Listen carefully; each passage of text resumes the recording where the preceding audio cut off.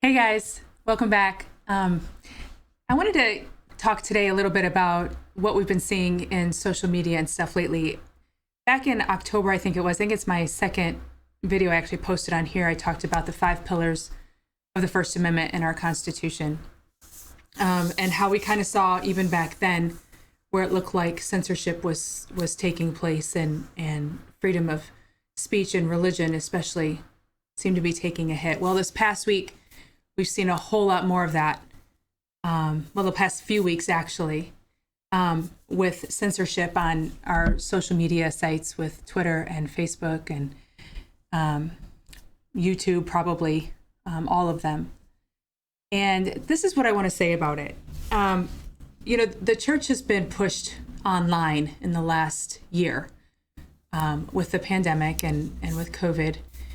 And I'm wondering what we think is going to happen if we don't stand up for the First Amendment now.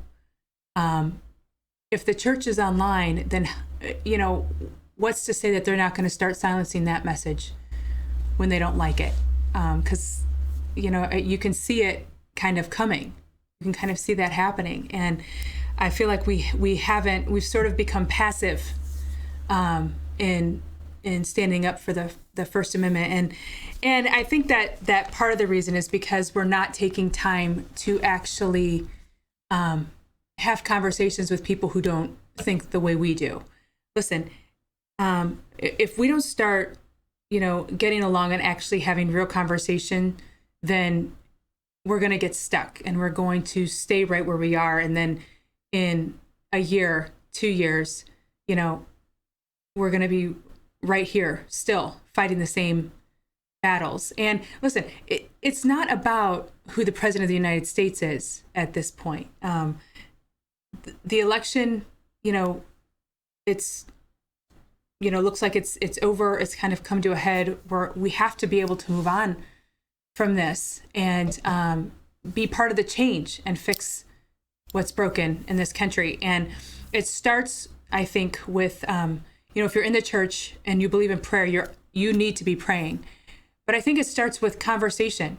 We surround ourselves with people who think like we do, who believe like we do, and all we do is agree with each other constantly and fuel that hate fire that we've been spewing. And I'm seeing it in and outside of the church. But we're not taking time to listen, much less share with people that don't agree the way we do and who don't think the way we do, and find out why they think that way.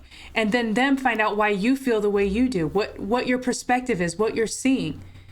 And, it startles me as a citizen of this country because I'm raising my kids here, and, I want it to be better for them. I want them to be able to speak freely. Listen, I don't agree with a lot of the mindset and the thought process that I'm hearing today. It is not my conviction. It is not where I stand, but it's your right to feel that way. And it's your right to think that way. That's what the First Amendment is all about.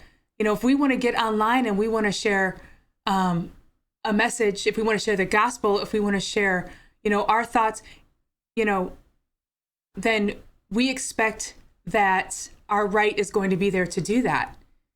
And it has to go both ways. I mean, that's the way it was laid out. That's the way it was set up. Our forefathers had incredible insight whenever the Constitution was written all those years ago. And it's 4 times like this, And so I feel like if we're going to make a difference and we're going to actually make a change, then we need to put away ego. We need to put away having to be right all the time and listen, truly listen. And share with one another, and let's figure out how we can make a difference and how we can, keep moving forward as a country, as a nation, with those rights in place, with those freedoms in place. The church will only be better because of it. So, all right, that's all I got. I love you guys. I'll see you next time.